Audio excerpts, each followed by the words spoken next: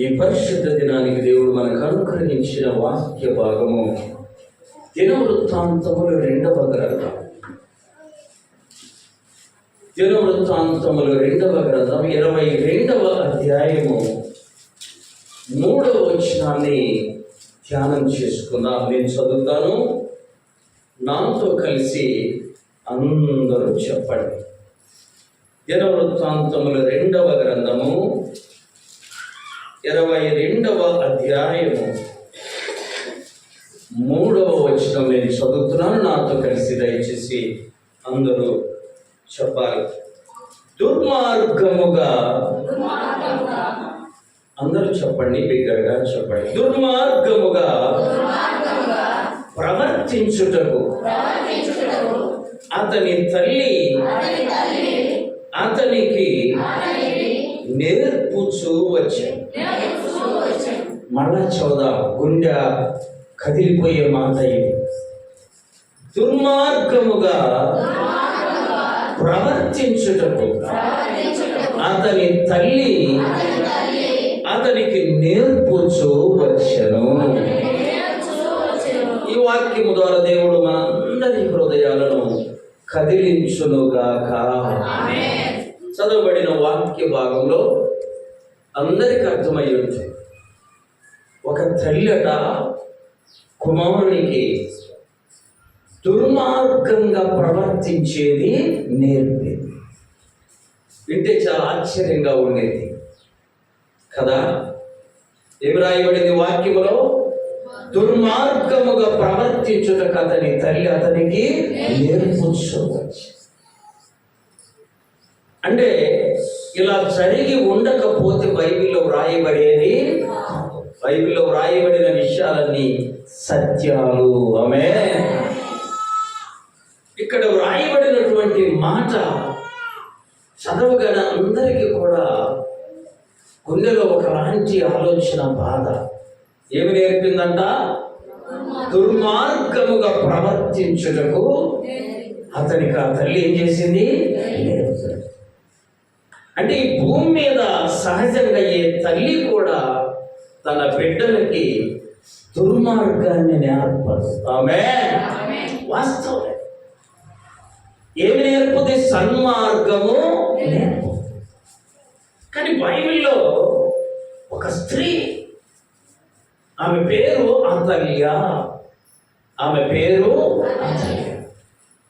తన కుమారునికి నేర్పుచూ వచ్చింది ఏంటంటే దుర్మార్గం. ఏమి నేర్పింది? దుర్మార్గం. దాని యొక్క ఫలితం ఏ రీతిగా ఉందో ఈరోజు మనం ధ్యానం చేసుకుందాం. ఇక్కడ ఉన్న మనకందరికీ బిడ్డలు ఉన్నారు. ఆమేన్. మనమందరము మన బిడ్డలకు ఎంతో కొంత ఏదో ఒకటి మంచిని నేర్పుతూ ఉంటారు. ఒకవేళ చెడు నేర్పే వాళ్ళు ఉన్నారా? సహజంగా ఉండరు, కానీ 1-2 కూడా ఉంటారు. ఒక గ్రామంలో ఒక తల్లి తన కుమారుడు ప్రక్కవారి చేలోకి వెళ్ళి దోసకాయలు దొంగతనంగా తెచ్చాడట. ఏంటి అవి? దోసకాయలు. చక్కగా కూర చేసి ఆ తల్లి చెప్తుందంట, అయ్యా నువ్వు తెచ్చినవి బాగున్నాయి, చక్కగా అందరం కూర చేసుకొని తింటున్నాం, ఈసారి కూడా రేపు కూడా మరలా తీసుకురా, రేపు కూడా మరలా తీసుకురా అనగానే వాడు మరలా వెళ్ళి తీసుకొచ్చాడు. పాపం పిల్లవాడు ఎవరికి పిల్లలకు ఏమి బోధిస్తామో అదే వారు చేస్తారు. చిన్నప్పుడు పిల్లలకు మనం ఏం చెబుతామో అది వారి మనసులో ఉండిపోయింది. మళ్ళా కూరగాయలు తెచ్చాడు, కూర వండుకుంది, తినింది, అనిందంట చాలా బాగుందయ్యా, ఎక్కడ ఏమీ కనపడినా ఇలాంటివి తీసుకొని దొంగతనాలు చేస్తూ ఉన్నాం, దొరకడంలా. అలా అలా దొంగతనాలు చేసుకుని పెద్ద దొంగ అయిపోయాడు. ఒకరోజు ఒక ఉన్నతమైన ఇంటిలోకి దొంగతనానికి వెళ్ళాడు. ఆ ఇంటిలో ఉన్న బంగారం అంతా దొంగిలించుకొని వస్తూ ఉండగా ఆ ఇంటి యజమానురాలు పట్టుకుంది. ఎవరమైనా మన సొమ్ము తీసుకెళ్తుంటే ఏం చేస్తాం? పట్టుకుంది. తన దగ్గర ఉన్న కత్తి తీసుకొని పొడిచి పరిగెత్తి వెళ్ళిపోయాడు. ఆమె చనిపోయింది. కేసు అయింది. ఇతన్ని పట్టుకున్నారు, అరెస్ట్ చేశారు, కోర్టులో విచారించారు. తుదకు నేరం రుజువు అయింది. అయిన తర్వాత శిక్ష పడింది. ఏమి శిక్ష? ఉరి తీసే శిక్ష. ఆ జ్ఞానం రుజువైంది కాబట్టి ఇతన్ని ఉరి తీయమని జడ్జి శిక్ష వేశాడు. ఆ భూమిలోనే కుప్ప కూలిపోయాడు. అలా ఏం చేయలేక జైలు పెట్టేశారు. ఫలానా తారీఖు ఉరి తీయడం. ఆ ఉరి తీసే తేదీ వచ్చిన తర్వాత సహజంగా ఆ ఉరి తీసే వాళ్ళు ఆ వ్యక్తిని అడుగుతారు. ఉరి తీయబడే వ్యక్తి, అయ్యా నీ చివరి కోరిక ఏమిటి? ఏం అక్కడ చూసినా ముందు రాదు. నీ చివరి కోరిక ఏమిటి? అది తీరుస్తారు. ఏ కోరిక కోరినా తీరుస్తాడు. చనిపోయే ముందు అలా కోరిక తీర్చడం చట్టంలో ఉంది. అడిగారు, అయ్యా నీ కోరిక ఏంటి? రేపు ఉదయం నిన్ను ఉదయం 6 గంటలకి, కాబట్టి నీ కోరిక ఏంటో చెప్పు, మేము నీ కోరిక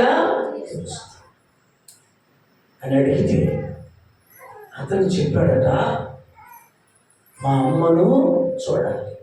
ఆమె మా అమ్మను తీసుకురండి. మా అమ్మను చూసి నేను చనిపోతాను. ఉరి తీసేయండి.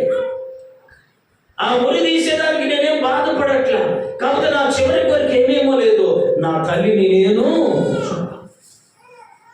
జైల్లో ఉన్న వాళ్ళందరూ ఆశ్చర్యపోయారు.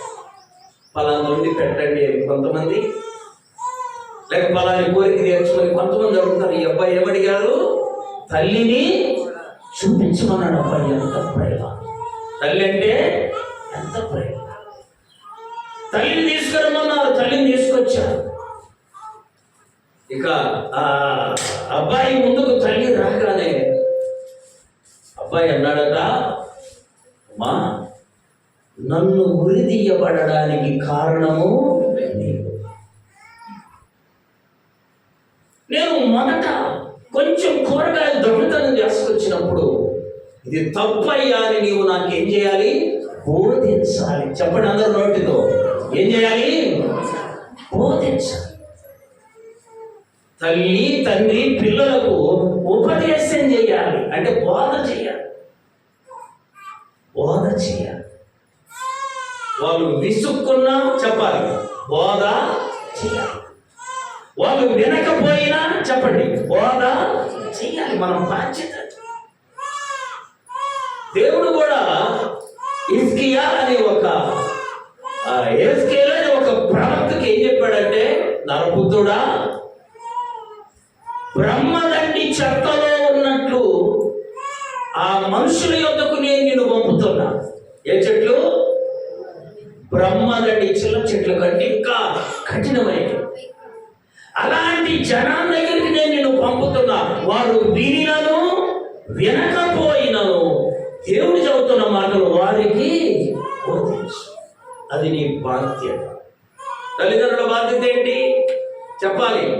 పిల్లలు ఇసుక్కున్నా చెప్పండి అమ్మా, బోధ చేయాలి. ఒకవేళ కసురుకున్నా చెప్పండి, బోధ చేయాలి. వాడు వినకపోయినా మనం చెడు చెప్పకూడదు. ఏం చెప్పాలి? బోధే చేయాలి. ఆమేన్. సామెతల గ్రంథం 22వ అధ్యాయం 6వ వచనం. పెద్దగా చదువుమా. బాలుడు నడవవలసిన త్రోవను వానికి ఏం చేయాలి? మనము నేర్పాలి. వాడు పెద్దవాడైనప్పుడు దాని నుండి ఆమేన్. తల్లులు కలిగిన వారు, పిల్లలు కలిగిన తల్లులు అందరూ జాగ్రత్తగా వినాలి. మనమట మన పిల్లలు నడవవలసిన త్రోవను వారికి మనం ఏం చేయాలి? నేర్పాలి. చూడండి ఆ మాట ఎంతో బాగుందో. బాలుడు నడవవలసిన త్రోవను వారికి నేర్పించు. ఏం చేయాలి? నేర్పించాలి, నేర్పాలి. ఏమి నేర్పుతున్నావు? ఒక తల్లి నేర్పిందంట, దుర్మార్గంగా ప్రవర్తించుటకు నేర్పింది. నా మాటలు కాదు, బైబిల్లో ఉంది. దుర్మార్గంగా ప్రవర్తించుటకు నేర్పిన బైబిల్ ఏం బోధిస్తుంది? బాలుడు నడవవలసిన త్రోవను వానికి నేర్పించు. పెద్దవాడైతే వాడు దాని నుండి చెప్పాలి. నాకు నా బిడ్డలకు చెప్పే అలవాటు ఏంటో తెలుసా? 10 సార్లు చెప్తా. ఒక మాట, ఒక విషయము చెప్పండి, 10 కంటే ఎక్కువ సార్లు చెప్తా. అలా చెప్తే ఒక్కోసారి ఇసుక్కుంటారు పిల్లలు. ఎందుకు ఇన్నిసార్లు చెప్తా? వాళ్ళు అలా ఇసుక్కోవడము జరుగుతుంది, నేను చెప్పడం కూడా. దాని వలన ఎక్కడ నేను నష్టపోలా. దానివల్ల దేవుడు మనకు మేలే చేస్తాడు. నీ బిడ్డలకు నువ్వేం చేయాలి? నడవవలసిన మార్గమును నేర్పాలి. అలా ఎప్పుడైతే నీవు నేర్పుతావో పెద్దవాడైన తర్వాత వాడు దాని నుండి. ఆమేన్. దేవుడు మనకట్టి కృపనిచ్చునుగాక. మన బిడ్డలందరికీ అలా మనము నేర్పుదుముగాక. వాక్యం అలా బోధిస్తుంటే ఏమేం చేస్తుంది? ఏం నేర్పింది? దుర్మార్గంగా ప్రవర్తించటము. మన జీవితాల్లో ఎప్పుడు మన బిడ్డలకు అలా చెడును నేర్పకుందుముగాక. ఆమేన్. సామెతల గ్రంథం తీయడం ఒకసారి.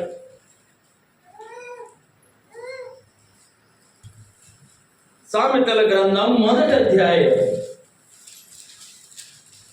కీర్తనల గ్రంథం ప్రక్కన ఉంటుందమ్మా. సామెతల గ్రంథం 1వ అధ్యాయము 8వ వచనం. రైట్, చదువుమా. నా కుమారుడా, నీ తండ్రి ఉపదేశాన్ని నీ తల్లి చెప్పే బోధను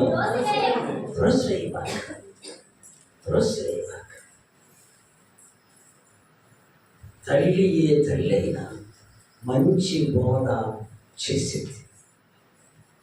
కానీ ఈ తల్లి ఏం చేసింది? దుర్మార్గపు బోధను నేర్పింది. ఆ తల్లి ఏం చేసింది? దొంగతనము చేస్తే మెచ్చుకొని ఇంకా ప్రోత్సహించింది.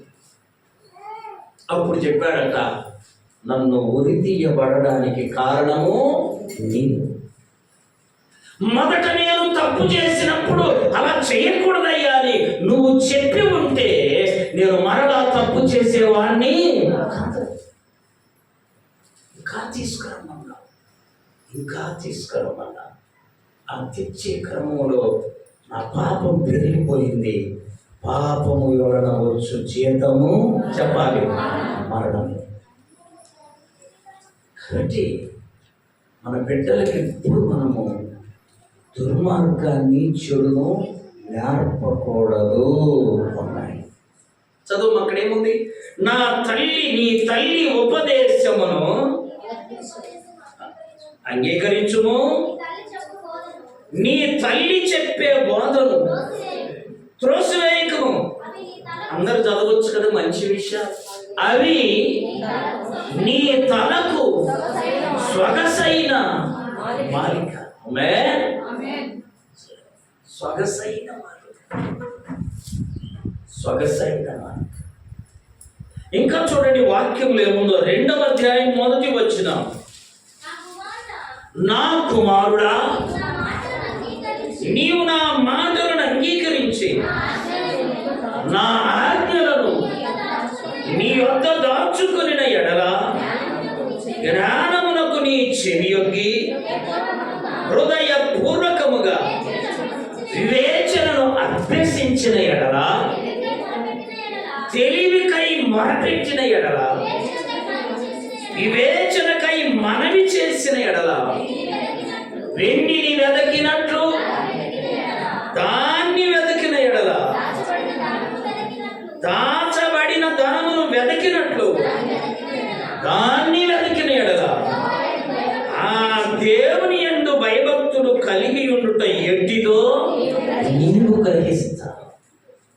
అప్పుడు నీకు బోధ అవుతుంది.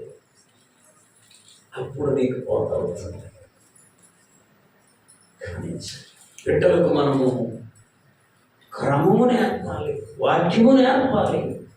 అవి వాళ్ళను దేవుని యందు భయభక్తులు కలిగి ఉండేలా సిద్ధపరుస్తాయి. చూడండి, ఆ 3వ అధ్యాయం 1వ వచనం, నా కుమారుడా నా ఉపదేశము మరువకము, నా ఆజ్ఞలను హృదయపూర్వకముగా గైకొను. అవి దీర్ఘాయువును సుఖ జీవముతో గడుపు సంవత్సరములను శాంతిని నీకు. ఈ మాట దీర్ఘాయుష వస్తుంది. సుఖ జీవముతో గడిపే దినాలు వస్తాయి. ఆమేన్. సుఖం ఎక్కడుంది? పెద్దలు చెప్పిన మాట ప్రకారం బ్రతికితే ఏముంది? సుఖము. సుఖం మన బిడ్డలకి ఎంత అవసరమో ఈరోజు మనం నేర్చుకుందాం. ఈ అతల్య తన కొడుకు దుర్మార్గం చేయడం నేర్పిన్నాడు. నేర్పితే వాడు దుర్మార్గంగా ప్రవర్తిస్తున్నాడు. ఎందుకు? తల్లి ఏమి నేర్పిందో అదే చేస్తాడు. అలా దుర్మార్గంగా ప్రవర్తిస్తూ ఉంటే బైబిల్ ఏమి రాయబడిందంటే, దుర్మార్గులకు హఠత్తు మరణము. చెప్పాలి, ఏమొస్తుంది? హఠత్తు అంటే హఠత్తు అంటే అనుకోకుండా అనుకోకుండా మరణం వచ్చేది. ఎవరికి? ఈ అతల్య దుర్మార్గంగా ప్రవర్తించుటకు నేర్పిన కొడుకు. అతడు రాజు, మామూలుడు కాదు. అతడు పాత నిబంధన కాలంలో ఇప్పటికి కూడా లండన్ కొన్ని దేశాల్లో రాజు తర్వాత, రాజు చనిపోతే అతని కొడుకే ఏమవ్వాలి? రాజు అవ్వాలి. అతను ఏమయ్యాడని చెప్పుకున్నా? చనిపోయాడు. అతల్య చనిపోతే తర్వాత ఏమవ్వాలి? చెప్పాలి. అతని కొడుకు అతని బదులుగా రాజు అవ్వాలి కదా. అతల్య ఏం చేసింది తెలుసా? తన కొడుకు చనిపోయాడని తెలుసుకొని బైబిల్లో చదువుతుంటే గుండెలు పగిలిపోయే సత్యం, అతని కొడుకులందరినీ చంపించి. అంటే ఏమవుతాడు? ఈమెకి మనవాళ్ళు రాజు కొడుకు, ఈమెకి కొడుకులు ఏమవుతారమ్మా? రాజు చనిపోతే రాజు కొడుకు రాజు తర్వాత ఏమవుతాడు? రాజు అవుతాడు అని, రాజు అవ్వకూడదని అందరినీ కత్తి తీసుకొని ఖడ్గముతో ఏం చేసింది? ఎంత దుర్మార్గం! ఇప్పుడు చెప్పాలి, ఆమెలో ఆ దుర్మార్గం ఉంది. ఇంకెవరికి ఎక్కించింది? కొడుకు కూడా ఎక్కించింది. ఎప్పుడైతే వాళ్ళందరినీ చంపుతుంటే ఆ రాజుకు ఒక కుమార్తె ఉంది. ఆమె ఏం చేసిందంటే, ఒక కొడుకుని చేసుకెళ్ళి రహస్యంగా దేవుని మందిరంలో దాచింది. ఆమేన్. కొడుకుని ఏం చేసింది? ఒక కొడుకును మందిరములో దాచిపెట్టింది. ఒక పని మనిషిని కూడా పెట్టింది. ఇప్పుడు అతల్లి అనుకుంది, ఇక ఎవడు అడ్డము లేదు. రాజుగా తనను తాను ప్రకటించుకో. చూసారా? రాజుగా తనను తాను రాజరికపు క్రియ చేస్తున్నామా, కానీ ఎలా అంటామామా? దుర్మార్గుడా. తన కొడుకు చనిపోగానే అందరినీ చంపేసి ఆమె రాజు. చూసారా? పదవి వ్యామోహం అలాంటిది. గమనించండి, ఎప్పుడైతే అందరినీ చంపిందో ఒకడు దాచబడ్డాడు కదా. దేవుని మందిరంలో 6 సంవత్సరాలు అతడు దాచబడ్డాడు. ఆ తర్వాత ఒక యాజకుడు, యెహోయాదా అనే యాజకుడు, ఒక రోజు అతన్ని తీసుకుని వచ్చి ఆ దేశానికి రాజుగా ప్రతిష్ఠించాడు. చూడండి, ఆ భాగం చూద్దాం. 2వ దినవృత్తాంతముల గ్రంథం 22వ అధ్యాయంలో ఈ భాగమంతా మనం ధ్యానం చేయొచ్చు. 2వ దినవృత్తాంతముల గ్రంథం 22వ అధ్యాయము 10వ వచనం. అహజ్య తల్లి అయిన అతల్య తన కుమారుడు చనిపోయినని వినినప్పుడు ఆమె లేచి యోధా వారి సంబంధులకు రాజవంశులందరినీ అంతము చేసిన. అయితే రాజునకు కుమార్తె అయిన యెహోషాఫాతు అహజ్యా కుమారుడైన యోవాషును హతులైన రాజకుమారుల నుండి దొంగిలించి అతని దాదిని ఒక పడకటింటిలో ఉంచారు. యెహోరాము రాజకుమార్తెను యెహోయాదాను యాజకుని భార్యయునైన యెహోషాఫాతు అతల్యాకు కనపడకుండా అతనిని దాచిపెట్టెను గనుక ఆమె అతనిని చంపలేకపోయింది. ఈ యెహోషాఫాతు అహజ్యాకు సహోదరుడు. 6 సంవత్సరములు అతడు వారితో కూడా దేవుని మందిరములో ఏం చేయబడ్డాడు. ఆ కాలమున అతల్య దేశమును ఎక్కడ దాచబడ్డాడు. ఇక్కడ మనం ధ్యానం చేయాలి. ఇంకెక్కడ దాచబడ్డా ఈమె కనుక్కునేది. మందిరంలో దాచబడ్డాడు కాబట్టి ఈమెకి ఏం చేయింది కనుక్కోలేదు. ఇప్పుడు తెలివి కల్లోడు చెప్పాలి. ఎందుకని? ఆమె మందిరానికి వచ్చే బాపతి, మందిరానికి వచ్చే అలవాటు ఆమెకు కాబట్టి ఆమె చూడలేదు. ఇప్పుడు చెప్తున్నాను వినండి, నువ్వు మందిరానికి రాకపోతే ఏమి చూడలేని గుడ్డి దానితో సమానం. దేశమంతా రాజు ఎంత ఉన్నారు, కానీ మందిరములో దాచబడిన ఒక వ్యక్తిని చూడలేకపోయింది. ఎందుకని? ఆమె మందిరానికి వచ్చి అలవాటు కలిగినది కదా. 6 సంవత్సరాలు గతించినాక యాజకుడు తీసుకొని వెళ్ళి ఈ అహజ్యా కుమారుణ్ణి రాజు స్థానంలో ఉంచాడు. ఉంచేసరికి రాజు చిరంజీవి అగుగా కానీ కేకలేస్తా ఉంటే ఈమెకు వినబడింది. ఈయనెక్కడో రాజభవనంలో ఉన్నాడు. ఇతనిని రాజుగా ప్రతిష్ఠించిన తర్వాత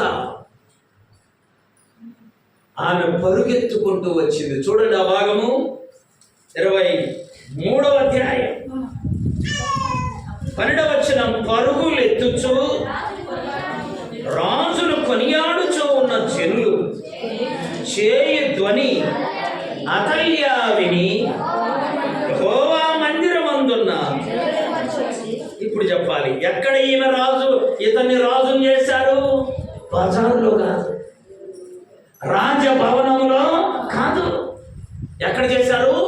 మందిరంలో చేశారు. ఇప్పుడు చెప్పాలి, ఎందుకని? ఆమెడికి వచ్చేది కాదు, చూసేది. దేవుని మందిరంలో రాజుగా ఆయన్ను ప్రతిష్ఠిస్తుంటే ఈమె ఎక్కడో బయట శబ్దం విని, రాజు చిరంజీవి అగుగా కానీ చెప్తుంటే శబ్దం విని అప్పుడు ఎక్కడికి వచ్చింది? మందిరంలో వచ్చి. చూడండి అక్కడ రాయబడిన మాటలు. 13వ వచనం. ప్రవేశ స్థలము దగ్గరనున్న అతనికి ఏర్పాటైన స్తంభమునొద్ద రాజు నిలుచుండుటయు అధిపతులను బూరలు ఊదువారును రాజునొద్ద ఉండుటయు దేశపు జనులందరూ సంతోషించుచు బూరలతో నాదము చేయుచుండుటయు గాయకులను వాద్యములతో స్తుతి పాటలు పాడుచుండుటయు చూసి వస్త్రములు ఏముంది అక్కడ? అందరూ మందిరంలో దేవుణ్ణి స్తుతిస్తుంటే ఆమె కూడా ఏం చేయాలి? దేవుణ్ణి చెప్పడం. ఈ మాట ఇష్టం కదా. అందరూ పాటలు పాడి దేవుణ్ణి స్తుతిస్తుంటే నువ్వు మందిరంలోకి వచ్చి మౌనం ఉండకూడదు. నువ్వు కూడా ఏం చేయాలి? వారితో కలిసి పాటలు పాడి ప్రభువును. అది వదిలేసి ఆమె ఏం చేస్తుందంట? వస్త్రములు బట్టలు చెప్పుకుంటా. మందిరంలో బట్టలు చెప్పుకునే పని ఏమీ అర్థమైందా? అప్పుడు ఏమంటుందో తెలుసా? ద్రోహం చదువుమా. ద్రోహమని అరచాల్సింది అది కాదు. దేవా నీకు స్తోత్రమని అరచాలి. మందిరములు అరవాల్సింది ఏంటి? ప్రభువా నీకు స్తోత్రం. ఈ మరిచేది ద్రోహం. ఇప్పుడు చెప్పండి, ఆమె చేసింది ఎంత ద్రోహం? చాలా గొప్ప ద్రోహం కదా. అలాంటి స్త్రీ కేకలు వేయచ్చు. చదువుమా. అప్పుడు యాజకుడైన యెహోయాదా యెహోవా మందిరములో ఆమెను చంపకూడదు. మీకు తెలుసా, పురాతన కాలంలో, మన భాషలో చెప్పాలంటే పెద్దల కాలంలో కొన్ని నియమాలు ఉండేవి. ఆమె ఏమున్నాయమ్మా? కొన్ని మందిరంలో ఎవరిని పట్టకూడదు. ఆమె మందిరంలో ఎవరిని చంపకూడదు. మందిరంలో ఎవరిని బాధ పెట్టకూడదు. ఇది ఒక నియమం. యుద్ధము చేస్తున్నప్పుడు తన యజమానుడు చనిపోతే అతని అసిస్టెంట్ కూడా చనిపోతాడు. ఎంత గొప్ప నియమం! వాడు చస్తే చచ్చాడులే, నాకెందుకని ఇంటికి పరిగెత్తడానికి ఎంత నియమాలు. ఇంకా మనకు తెలిసి నియమాలు ఏంటో తెలుసా? పెద్దోళ్ళు మంచం మీద కూర్చొని ఉంటే అక్కడికి వెళ్ళి మనం కూర్చోకూడదు. నేను చిన్నపిల్లలకు కూడా ఉండేది, ఇప్పుడు అంతా పోయింది. నువ్వు లేయే, నేను కూర్చుంటాను కాడికి వచ్చా కదా. అదొక నియమం. అప్పుడు నియమం ఎంత గొప్ప నియమం. మనమందరం ధ్యానం చేశాం. సౌలు రాజు చనిపోతుంటే అతని ఆయుధములు మోయువాడు ఎవరంట? అమ్మా, రాజు యొక్క ఆయుధాలు మోసేవాడు. అమ్మో, రాజు చనిపోతుండని తనను తాను పొడుచుకొని అతడు కూడా. ఇదొక నియమం. పాత నిబంధన కాలంలో నియమాలు ఉన్నాయి. మన పితరుల కాలంలో, పెద్దల కాలంలో ఏమున్నాయి? నియమాలు ఉన్నాయి. ఇంకా చెప్పనా? ఎవరన్నా అమ్మా ఆకలి వస్తే వాళ్ళ పూటకు మానుకొని, వారు తినేది మానుకొని ఆ వచ్చిన వాళ్ళకు చెప్పండి పెట్టేవాళ్ళు. పెట్టాలి, పెట్టేవాళ్ళు. అలా పెట్టేవాళ్ళు. ఇప్పుడు వాడు అసలు పిలవకముందు లేదు, పో మళ్ళా రాపో, నీకేం బాగున్నాడు వాడు, మళ్ళా రాడు. ఒకసారి వచ్చినప్పుడు నువ్వేం చేయాలి? నీకున్న దానిలో నియమాలు. యెహోయాదా అంటున్నాడు, ఆమెను మందిరములో ఏం చేయకూడదు? చంపకూడదు. బయటికి తీసుకెళ్ళి ఆమెను గుర్రాల చేత తొక్కించి చంపారు. శిక్షలు అలా ఉండేవి. ఆమె నువ్వెవరైనా చేతితో తప్పు చేస్తే చెయ్యి తీసేసేవారు. అప్పుడు చేతితో తప్పు చేయడానికి భయపడేవారు కదా. కంటితో తప్పు చేస్తే కన్ను ఏం చేసేవాళ్ళు? పీకేసేవారు. అప్పుడు తప్పు చేయడానికి భయపడేవారు. ఇప్పుడు అలాంటి శిక్షలు లేవు. శిక్ష తగ్గిపోయింది. అందుకే భయం కూడా తగ్గిపోయింది. ఆమెను చంపిన తర్వాత మనందరము నేర్చుకోవాల్సిన సత్యం ఒక మాటలో ఉంది. చూడండి, 23వ అధ్యాయం చివరి వచనం, 21వ వచనం. దేశ జనులందరూ దేనికి? ఒక మనిషి చచ్చిపోతే సంతోషిస్తారా? అమ్మా, ఎవరైనా చనిపోతే మనం సంతోషిస్తామా? దుర్మార్గురాలు చనిపోయింది కాబట్టి దేశస్తులందరూ ఏం చేశారు? తర్వాత మనం చూడండి, వారు అతల్యాను చంపిన తర్వాత దేశమంతా చెప్పాలి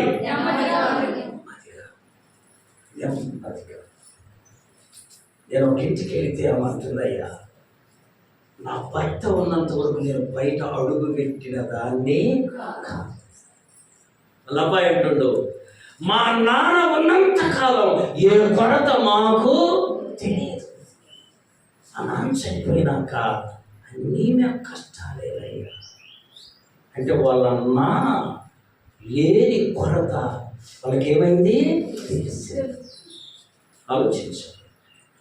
వాళ్ళ నాన్న లేకపోతే కష్టాలని గుర్తించారు. అతల్య లేకపోతే నెమ్మదని గుర్తించారు. ఇప్పుడు మనల్ని మనం ఆలోచించుకోవాలి. నీ ఇంటికి నువ్వు నెమ్మది తెచ్చేవాడిగా, లేక పోయినాక మా పని బాగుందని సంతోషం తెచ్చేవాడిలా కూడా ఆలోచించాలి. ఇప్పుడు అతల్య చనిపోతే దేశమంతా ఏమైందంట? నెమ్మది. సహజంగా ఎవరైనా చచ్చిపోతే నెమ్మది కాదు, ఏముండాలి? ఒకళ్ళ ఇంటికి వెళ్తే తిక్కలామనుకోవాలి, మంచి అని అనుకోవాలి. ఏమో వెళ్ళగానే అనింది, మీ నాన్న చచ్చిపోయినా మీరు బాగున్నారా? ఏం మాట అది? వినటానికి బాగా, అది వాస్తవమైన వినడానికి బాగలేదు. మీ నాన్న చనిపోయినా మీరు బాధయ్యా అనాలి.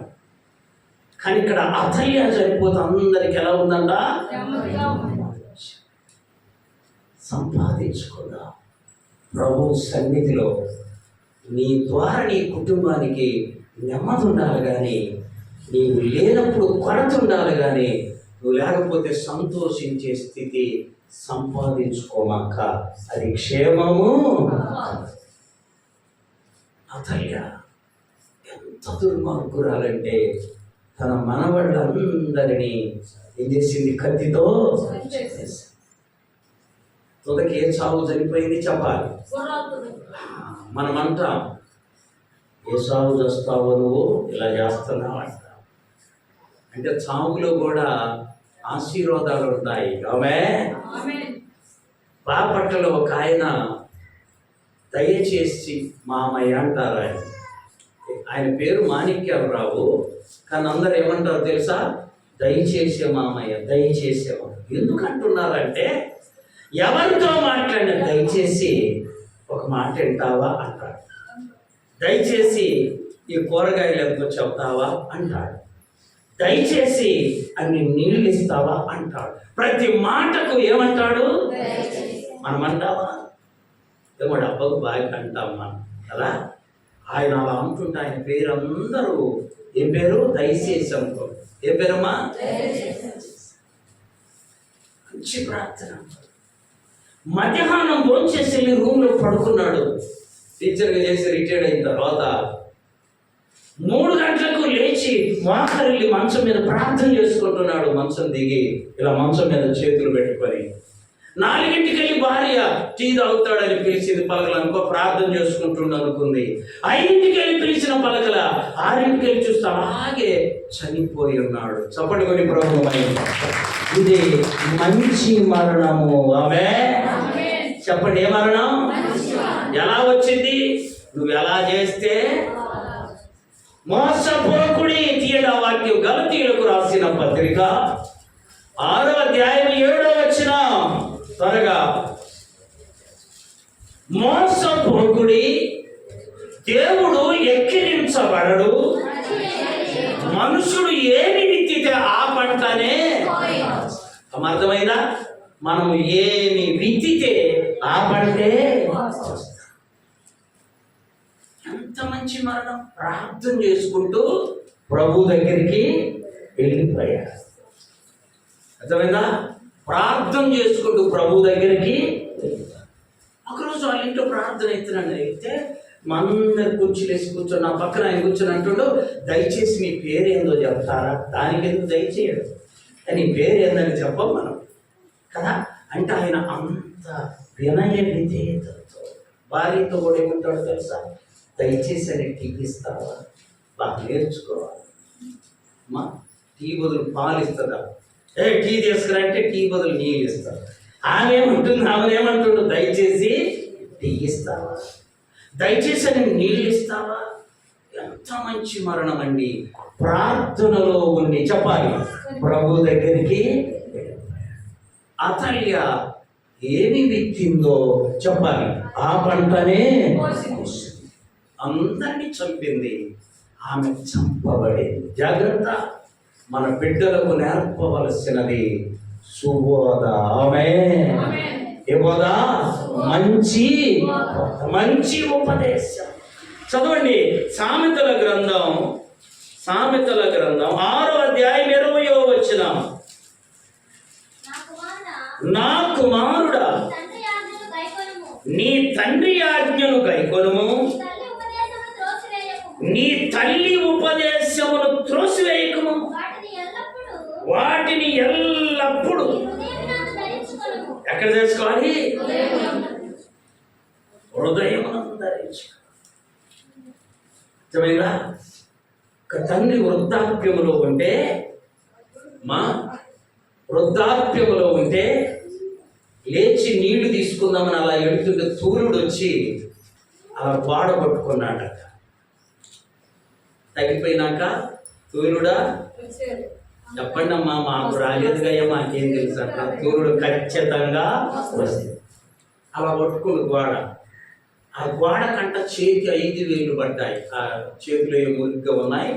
గోడ తెల్లగుంది. గోడకి ఏం పడ్డాయమ్మా? 5 గోడ కైన లేచిందట. బుద్ధి లేదు. గోడ చూడు ఎలా అయిపోయిందా? ఎందుకు పట్టుకున్నావు? సరికి ఒకలాగా బాధేసి అలా ఉన్నాడు. అంతలో అందుకున్నాడు మనోడు, కొడుకు గోడ. ఎందుకు పట్టుకున్నావు? గోడ అంతా ఖరాబు చేసేవాడు. ఆయన వేసాడు.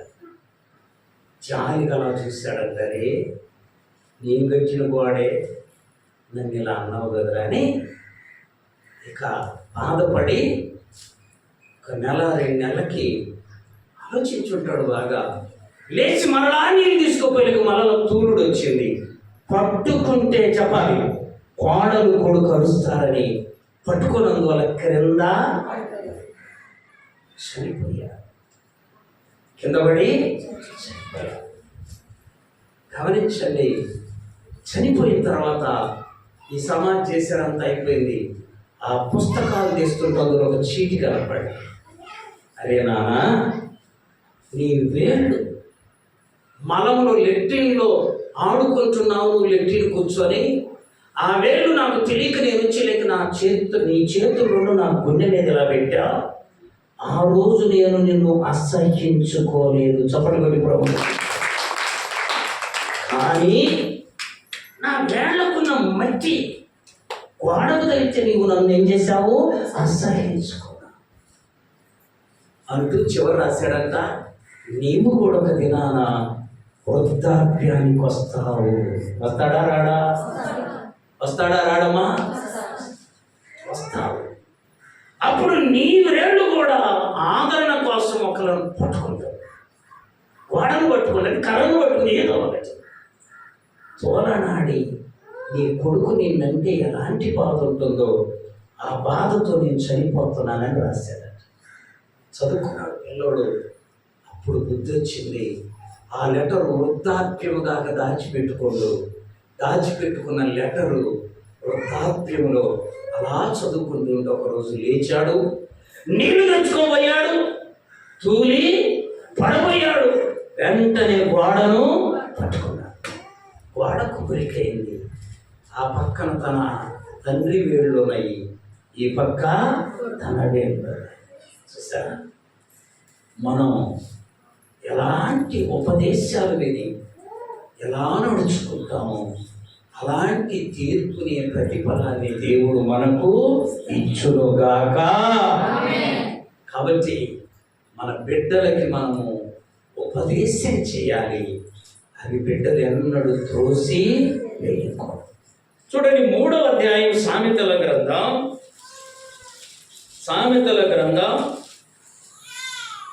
3వ అధ్యాయము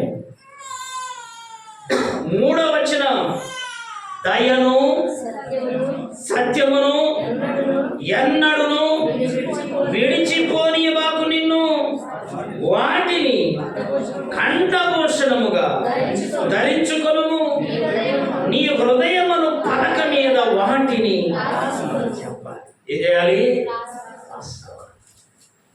ఎక్కడ రాసుకోవాలా? హృదయం అనే పలక మీద వాటిని. నీ బిడ్డలకు ఎప్పుడు చెడు నేర్పమాక. దయనే నేర్పు, జాలినే నేర్పు, మంచినే నేర్పు. వాళ్ళు పెద్దవాళ్ళు అయిన తర్వాత దాని నుండి తొలగిపోరు. అది నీకు దీర్ఘాయుషుగా బిడ్డలకు ఉంటుంది. ఈ సత్యాన్ని మనం గుర్తెరిగి మన బిడ్డలకు మంచి బోధ చేద్దాం, మంచి విషయాలు నేర్పుదాం. దుర్మార్గపు విషయాలు నేర్పకూడదు. నేర్పింది, అనుసరించింది దుర్మార్గురాలు చనిపోయినట్లే తుదకు చనిపోయింది. జాగ్రత్త, మంచిని అనుసరిద్దాం. వాక్యం ఏం చెబుతుంది? ఏమి విత్తుతావో చెప్పాలి, ఆ పంటనే వస్తా.